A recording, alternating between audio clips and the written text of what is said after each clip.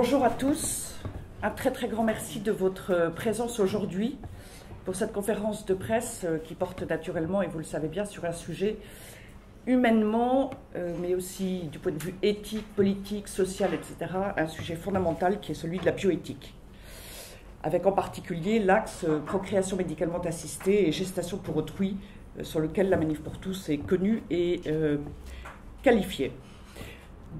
Alors fin juillet, le projet de loi de bioéthique devrait être présenté au Conseil des ministres avant d'être débattu à la rentrée au Parlement. Ce serait donc une priorité absolue. Le Premier ministre a pourtant identifié, d'après son discours de politique générale du 12 juin, 4 urgences auxquelles le gouvernement fait face. Premièrement, l'urgence sociale. Les Gilets jaunes manifestent et appellent à l'aide depuis plus de 6 mois. L'urgence sociale devrait donc être à la mobilisation générale pour les aider, pour aider toutes les familles, les 18 millions de familles françaises, à joindre les deux bouts. Comme l'a souligné le Premier ministre, les Gilets jaunes ont notamment révélé, encore plus qu'auparavant, les difficultés des familles monoparentales. Elles concernent 2,6 millions d'enfants. Et il a déclaré à leur sujet, logement, travail, fin de mois, garde d'enfants, tout est plus difficile quand on est seul. Mais visiblement, la priorité des parlementaires serait de voter une loi qui ferait délibérément des orphelins de la République, qui démultiplierait le nombre des familles en difficulté, qui créerait des inégalités entre les enfants, qui créerait des inégalités entre les femmes et les hommes, qui créerait des inégalités avec les couples hommes-femmes fertiles qui, eux, n'ont pas accès à la PMA. Deuxièmement, l'urgence économique. L'urgence économique, c'est notamment l'hôpital en crise, les services engorgés partout en France, les moyens financiers qui manquent cruellement pour maintenir des lits et pour embaucher des personnels hospitaliers, les maternités qui, depuis des années, ferment les unes après les autres. Et nous avons aujourd'hui les services d'urgence en grève. Parlons un peu du coût de la PMA sans père. Il n'a pas été rendu public. A-t-il été estimé? Car la PMA sans père coûtera cher, très cher. Le biologiste Jacques Testard, père scientifique d'Amandine, le premier bébé éprouvette né en France, indiquait lui-même: les FIV coûtent cher car les labos qui commercialisent les hormones de synthèse injectées aux femmes pour booster l'ovulation les facturent à un prix exorbitant pour une sécurité sociale surendettée. Et ce coût que j'évoque à propos des laboratoires concernera d'ailleurs aussi l'autoconservation ovocitaire que le projet de loi envisage de légaliser pour toutes. L'essentiel des procréations médicalement assistées seront en fait des fécondations in vitro, plus que des inséminations avec donneur. Leur coût, le coût d'une tentative pour l'acte lui-même est de 4 500 €. Une tentative, en général, il faut plusieurs tentatives, et à cela s'ajouteront les traitements qui précèdent, les traitements qui suivent, etc., etc. Le plateau médical pour une PMA, eh bien, il suppose un niveau technique très élevé, pointu, des moyens financiers impressionnants, je le disais, et là encore, les métropoles seront privilégiées, comme toujours. La sécurité sociale financerait donc des interventions médicales de PMA pour des femmes fécondes. En revanche, pour y voir, pour entendre, pour mener une vie sociale normale, pour vivre agréablement, avoir ce qu'on appelle une qualité de vie, eh bien les Français paieront toujours leurs lunettes, leurs soins dentaires, leurs appareils auditifs plein pot. Je note aussi que depuis des années, tout est au déremboursement de médicaments. Des listes entières paraissent successivement, et pour des médicaments importants, dont les spécialistes insistent sur l'efficacité. Même s'ils ne sont pas tous d'accord entre eux, les spécialistes sont très clairs là-dessus, les spécialistes des maladies en question. Mais la priorité des parlementaires serait de voter une PMA pour des femmes fécondes et qui serait remboursée par l'assurance maladie dont la vocation est de financer le risque maladie comme son nom l'indique. Au passage, la PMA générerait toute une activité, financée donc par la sécurité sociale, c'est-à-dire par tous les Français qui cotisent. Nos concitoyens ont pourtant atteint le seuil limite en termes de taxes, impôts et cotisations. Nous l'avons vu tout le long de l'hiver. Troisièmement, l'urgence écologique. Face à l'urgence écologique, Édouard Philippe a sonné le tocsin, reconnaissant que son gouvernement n'en fait pas assez. Mais la PMA sans père est le projet le plus anti-écologique qui soit. Elle requiert inutilement la technicisation de la procréation, stimulation hormonale, prélèvement, coût de la gestion des gamètes, fécondation in vitro, insémination, traitement de suite, accidents de santé, tentatives multiples, etc. Parce que oui, il y a un risque sur la santé aussi. Pratiquée à l'hôpital, en clinique et en laboratoire, elle soumet les femmes au système médical alors que c'est un acte par essence qui ne requiert aucune technique médicale, sauf en cas de pathologie. Elle générera, je l'ai dit, des profits pour les laboratoires pharmaceutiques. Elle transformera en marchandise le vivant, parce que les 350 donneurs de sperme actuels sont déjà insuffisants pour répondre à la demande. L'État devra donc acheter du sperme à l'étranger, comme tous les pays qui ont étendu la PMA. L'État violera donc le principe éthique français de non-patrimonialité du corps humain. Le corps humain n'est pas disponible juridiquement et aucun élément du corps humain n'est disponible. L'urgence écologique du Premier ministre, ce ne sont donc que des mots. Quant à la quatrième urgence, l'urgence politique, eh bien, on peut d'emblée voir que ce projet de loi affaiblit la parole politique. Pourquoi? D'abord parce qu'Édouard Philippe lui-même s'est renié et il va obliger implicitement d'autres ministres à faire de même. Si certains ont eu l'élégance de démissionner pour beaucoup moins sur quelques désaccords, il n'est pas certain que les actuels ministres concernés aient la même cohérence et le même courage. Vont-ils également se renier par conséquent? Quels Français avec de tels reniements peuvent encore croire à la parole des responsables politiques? Et l'on s'étonne ensuite des vagues de dégagisme, et l'on s'étonne ensuite des critiques récurrentes à l'égard du personnel politique. D'un point de vue politique encore, ce projet de loi est un modèle de radicalité, ce que dénonce pourtant Édouard Philippe.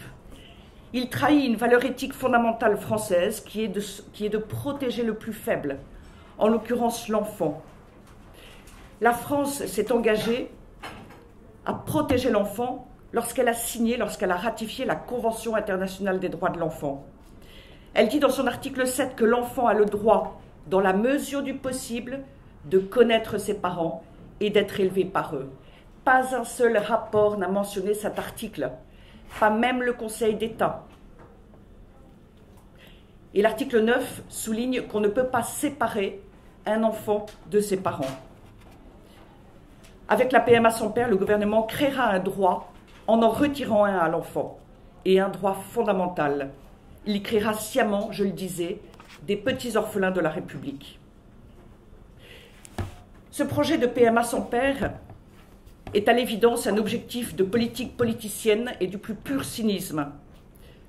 Le choix politique, et c'est de notoriété publique, est d'y aller maintenant pour achever l'explosion de la droite. C'est en somme diviser pour mieux régner. Voilà l'objectif. C'est aussi d'y aller le plus vite possible pour que ce soit terminé quelques semaines avant les municipales, en croisant les doigts pour espérer que les électeurs auront oublié entre-temps. Mais qui se soucie de ces petits orphelins de la République? Qui se soucie des hommes auxquels on fera violence en payant pour leur faire faire ce qu'ils ne veulent pas, que ce soit en France ou ailleurs? Par ailleurs, contrairement à ce que dit Agnès Buzyn, la société française n'est pas prête, c'est faux. Elle l'a dit avec force à l'occasion des États généraux de la bioéthique 2018. Les conclusions de ces États généraux de la bioéthique ont été niées. Le professeur Delfraissy a reconnu qu'il n'y a pas consensus, et je le rappelle, dans Tétu, le 24 avril 2017, Emmanuel Macron disait « Si le débat est favorable, alors je légaliserai la PMA, mais je n'en ferai pas un combat identitaire. » Il n'y a pas consensus. À vrai dire, il y a même une opposition massive, ce que n'a pas dit suffisamment le CCNE. Il y a eu partout en France, dans toutes les régions françaises, une volonté exprimée massivement d'un statu quo sur la PMA. Et les États généraux de la bioéthique, ce ne sont pas juste 1000 personnes interrogées en ligne avec 40 cases à cocher sur des sujets divers en 3 minutes.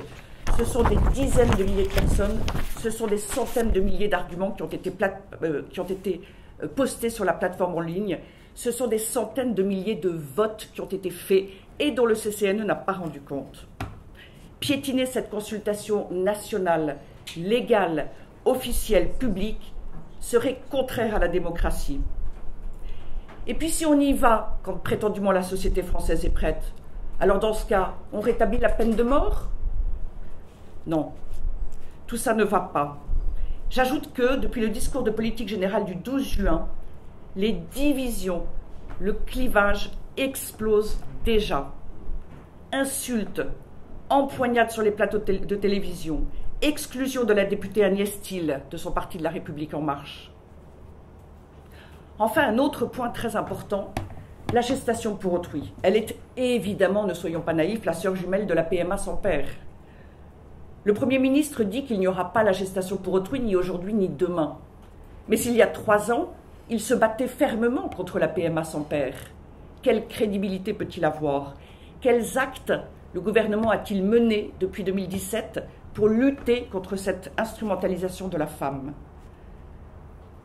Il en est de même pour le CCNE. Il était opposé à l'extension de la PMA il y a peu d'années. Il est maintenant favorable. Il était opposé à l'autoconservation ovocitaire il y a 1 an. Il est désormais favorable. Quelle crédibilité a-t-il quand il s'oppose aujourd'hui à la GPA? Et je le rappelle, la GPA est un esclavage sans visage auquel la PMA sans motif médical prépare, une fois que la médecine est détournée de sa finalité, pour réaliser nos désirs individuels, sans tenir compte des enfants. Alors pourquoi s'arrêterait-on là?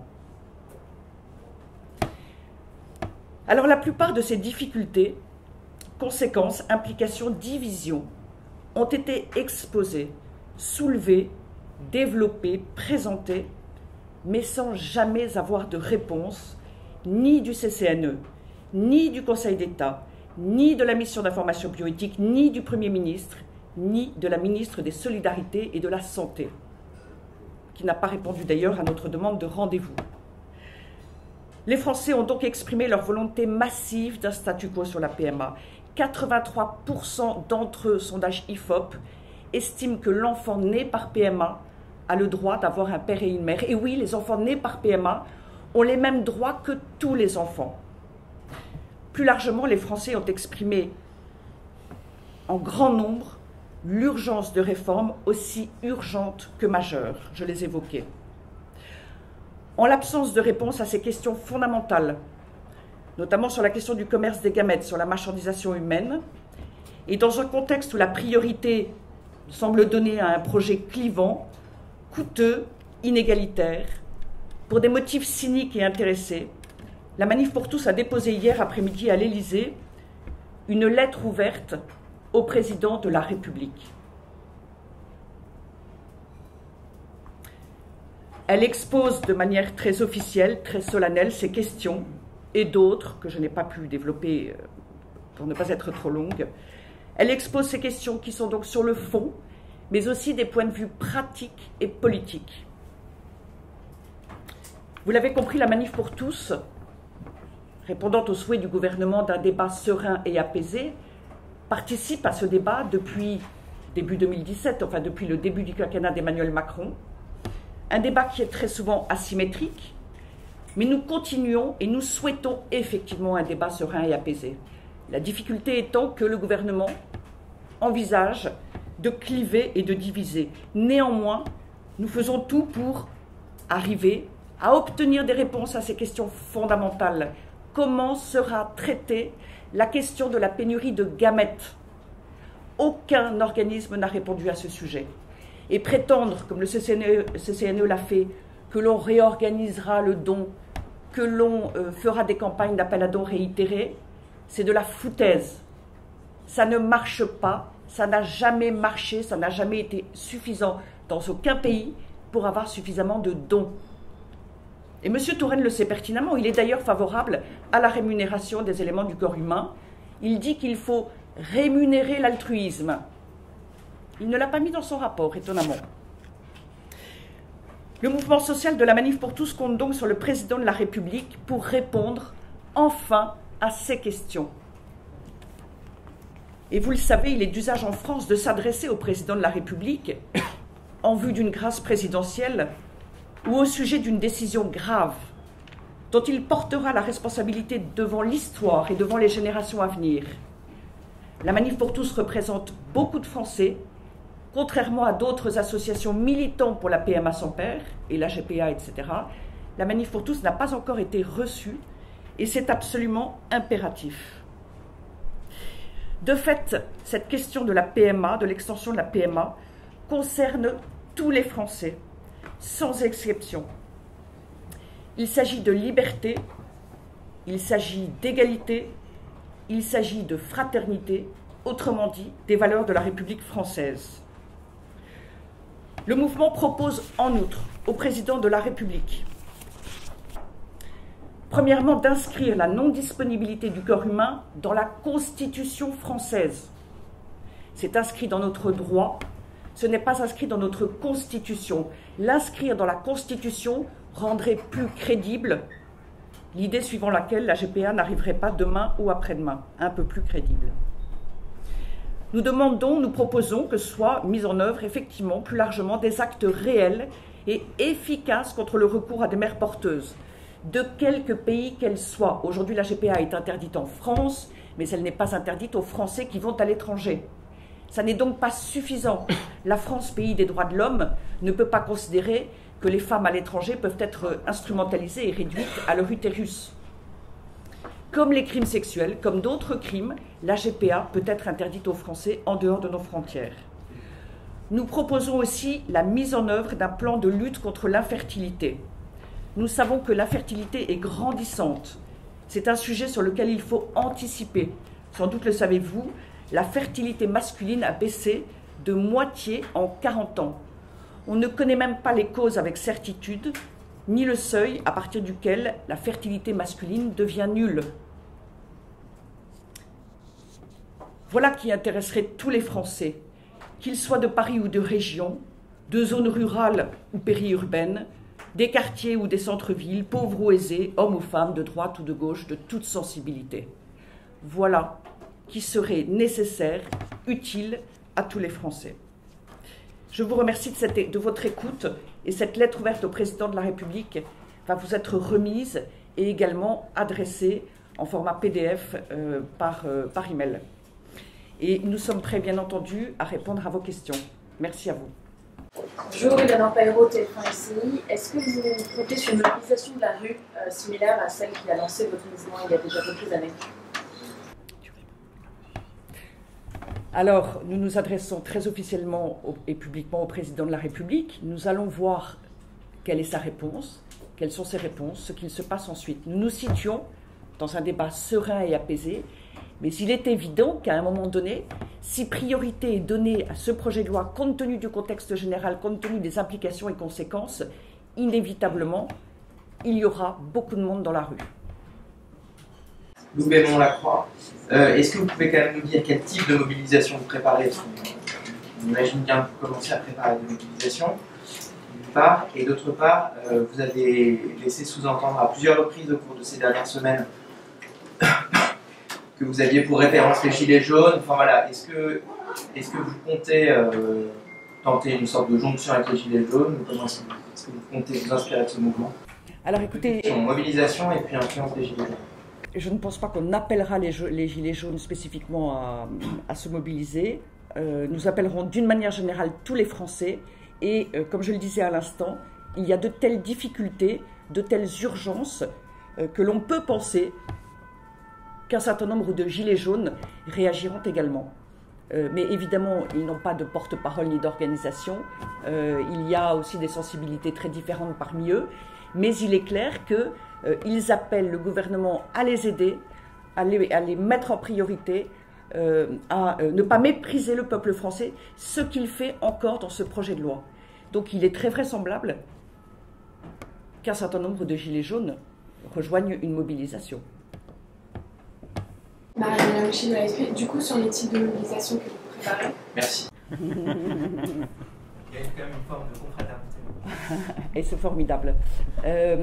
Écoutez, les formes de mobilisation et le moment des mobilisations sera annoncé, vous l'imaginez bien, en temps utile, peut-être très bientôt. Encore une fois, que le président de la République réponde à cette interpellation officielle. Jusqu'à présent, il a été silencieux. Nous constatons aussi que beaucoup de contre-vérités circulent sur les positions et sur le prétendu engagement présidentiel. Encore une fois, il avait donné son avis personnel, il avait conditionné le fait d'avancer sur le projet de loi de bioéthique, et ça n'était pas dans son programme de campagne. Ce qui fait qu'il en a parlé très peu, juste dans une lettre qui s'adressait spécifiquement aux personnes LGBTI, dans quelques interviews, mais finalement, on ne l'a pas entendu jamais sur les questions de fond posées par la PMA sans père, par l'extension de la PMA. Il est temps que le président de la République s'exprime, réponde aux difficultés, aux obstacles, aux implications et aux conséquences, et nous verrons quelles seront ces réponses. Que nous attendons, vous l'imaginez bien, assez rapidement.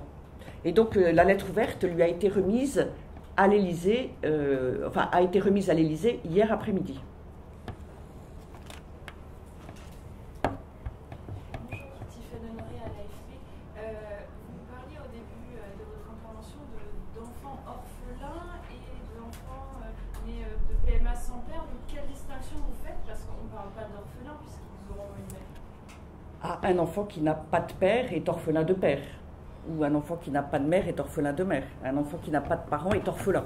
Alors vous avez raison, des orphelins de père de la République, pour être absolument complète. Mais tout le monde a compris qu'avec la PMA pour des femmes seules ou des couples de femmes, l'enfant est orphelin de père.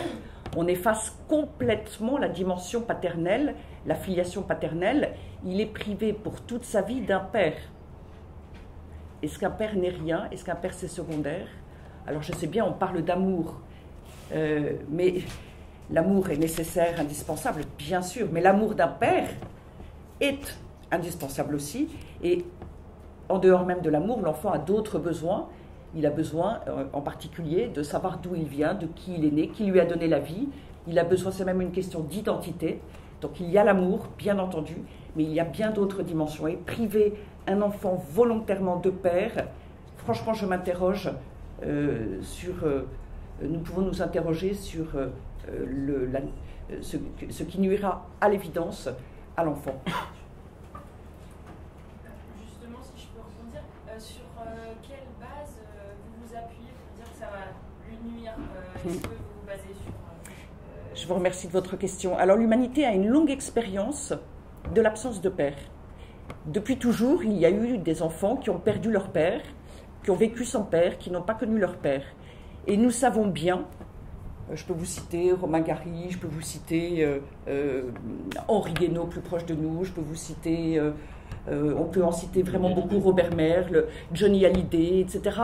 Les témoignages sont extrêmement nombreux, et puis je pense qu'on connaît à peu près tous des enfants qui n'ont pas eu de père ou de mère ou qui l'ont perdu. C'est une absence, c'est un vide. C'est une absence véritable au cœur de la vie. Et nous savons bien que la plupart des orphelins, qui donc ont été adoptés par des familles aimantes, ils ont reçu cet amour, et bien beaucoup d'enfants qui sont orphelins recherchent leurs origines.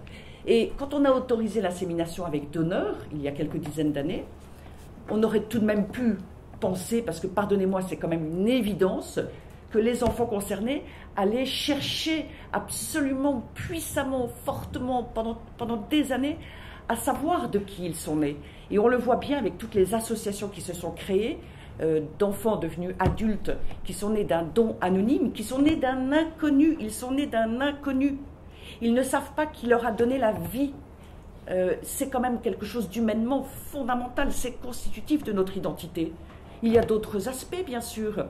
Mais qui peut faire croire qu'un père n'est rien pour un enfant?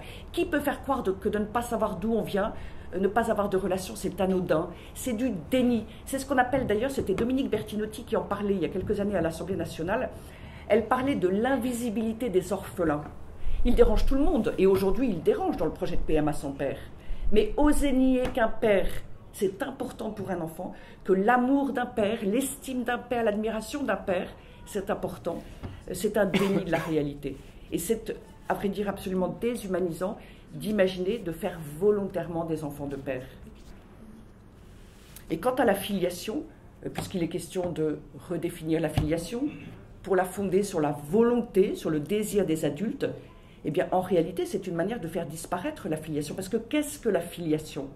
La filiation, c'est le lien entre les personnes qui ont donné la vie à un enfant et cet enfant. C'est un constat de la réalité. La filiation, c'est le lien entre un père et une mère qui ont fait naître l'enfant, il est issu d'eux. C'est le constat d'un lien charnel et psychique qui est incontestable. Le droit vient attester publiquement de cette réalité, mais c'est une réalité. Le désir des adultes, il est fragile, il est fluctuant, il est plein de bonne volonté, mais il n'a pas la même solidité pour toujours. Et on voit bien la fragilité de l'affectif humain, c'est une évidence. Et encore une fois, la filiation, c'est une réalité. Alors c'est vrai qu'il y a une filiation symbolique. Quand des enfants ont perdu leurs parents, pour réparer au mieux la situation, on les confie à un couple, et parfois aussi à une personne seule, puisque la loi l'autorise, et on fait au mieux, et là il y a une filiation symbolique. Mais c'est pour réparer une situation. Ce n'est pas mis en place volontairement. Et la filiation, elle comporte toutes sortes d'aspects charnels, psychiques, mais aussi sociaux, culturels, juridiques, etc. Mais la filiation, elle est fondamentale pour l'enfant. Regardez comme les Français sont férus de généalogie. Regardez comme on parle de psychogénéalogie. On sait bien tout ce qu'on se transmet, même si, bien sûr, ensuite, la vie fait évoluer plein de choses. Mais on ne peut pas nier que ce soit humainement fondamental. Et véritablement, un tel projet de loi serait une injustice terrible pour les enfants. Et demain, il y aura des recours. Il y a des recours juridiques, y compris auprès de la Cour européenne des droits de l'homme, parce que les dons de gamètes sont anonymes. Ce qui était prévisible, il y a des recours judiciaires. Et aujourd'hui, on va lever l'anonymat du don de gamètes parce que la Cour européenne des droits de l'homme impose que la filiation soit connue de l'enfant. Ça fait partie de ses droits, ça fait partie du respect de sa vie privée, de sa vie familiale, de sa vie intime. Demain, il y aura des procédures judiciaires, très nombreuses évidemment, et des recours auprès de la Cour européenne des droits de l'homme pour des enfants qui seront nés d'un don de gamètes, mais qui en plus n'auront pas de père et auront l'interdiction de rechercher leur filiation paternelle. Ils auront l'interdiction puisque s'ils ont deux mères, on a donc occupé les deux branches de la filiation, et on sait que le projet de loi envisage de verrouiller. Donc pas de possibilité, la société va recréer des enfants naturels du 19e siècle en leur interdisant de rechercher qui est leur père et au père de reconnaître éventuellement son enfant. C'est une régression terrible. Si vous commettez du monde, vous dites que l'ouverture de la PMA à toutes les femmes est un prélude à l'ouverture de la GPA. Est-ce que le fait que l'inscription de la filiation pour les enfants nés de GPA à l'étranger ne figure pas dans le projet de loi bioéthique, contrairement à ce qui avait été un temps évoqué par Emmanuel Macron et par le gouvernement, ne contredit pas ce lien que vous faites entre les deux? Alors d'abord, en réalité, la reconnaissance de fait des enfants nés de GPA à l'étranger, de fait et même en droit, elle est par étapes, vous le savez bien, elle a tellement avancé qu'on est quasiment arrivé au terme de ce processus qui vise à faire reconnaître par la France le principe de la GPA. En fait, c'est une pratique illégale qui peu à peu acquiert tous les attributs de la légalité, en fait, soyons clairs. D'autre part, vous savez bien que à chaque fois, nos élus, nos responsables politiques disent « non, non, on ne fera jamais ça ». Et puis, un an après, parfois seulement, 3 ans après, ils changent d'avis. Et donc, quand ils disent aujourd'hui « on fait la PMA sans père », et on ne fait pas la GPA, ils n'ont aucune crédibilité. La GPA est déjà sur la scène. Elle est déjà revendiquée, elle est déjà promue. J'ajoute que des personnes qui recourent à la gestation pour autrui, qui en font des livres, qui utilisent leur tribune médiatique, etc., qui leur rappellent que c'est une pratique qui instrumentalise l'enfant, que c'est une pratique infiniment problématique sur le plan humain et éthique. Non, on laisse dérouler.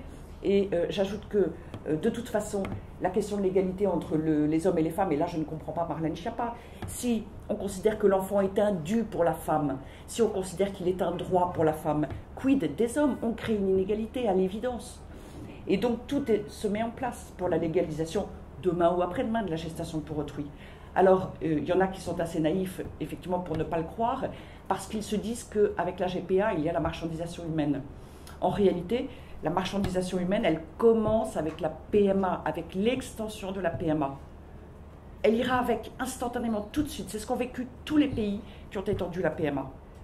Et si, dans notre société d'aujourd'hui, si le législateur est capable de nier le fait qu'un père, c'est important pour un enfant, et qu'on ne peut pas le priver volontairement d'un papa, mais demain, le législateur niera le fait qu'il est scandaleux de séparer un enfant de sa mère et qu'il est scandaleux d'instrumentaliser une femme. D'ailleurs, on entend dire une femme s'épanouit en étant mère porteuse, et puis d'ailleurs, elle n'est pas vraiment mère, en fait, c'est une femme porteuse. Marc-Olivier Fogiel disait que la mère porteuse de ses jumelles avait été heureuse de se sentir utile. C'est quand même extraordinaire d'en venir là. Mais c'est déjà ce qu'on entend. La GPA est sur la scène, c'est une évidence. Et d'ailleurs, dans l'une de ses rares évocations du sujet, Emmanuel Macron a dit à ce stade, pas de gestation pour autrui, tout comme Jean-Louis Touraine. Voilà, donc on y viendra inéluctablement. Dès lors que la médecine est détournée de sa finalité, dès lors qu'elle devient une prestation de service pour réaliser nos désirs individuels, franchement, si on ne s'arrête pas face aux droits de l'enfant et aux besoins de l'enfant, on ne s'arrêtera pas ensuite. Oui. Vladimir Azimovski pour Radio Notre-Dame. Vous dites que c'est inéluctable, donc vous pensez que c'est un combat perdu d'avance? Alors je pense qu'aucun combat n'est perdu d'avance, certainement pas. Il y a des questions humaines fondamentales. Je rappelais que les Français pensent que les enfants, massivement les enfants, ont droit d'avoir un père et une mère. La France l'a ratifié. Ce que je dis simplement, c'est que si l'extension de la PMA est réalisée en France, alors la gestation pour autrui viendra ensuite. Et dans le projet de loi, d'ailleurs, il n'y a pas la PMA post-mortem qui ferait que des morts pourront avoir des enfants. Alors la PMA post-mortem n'est pas dans le projet de loi.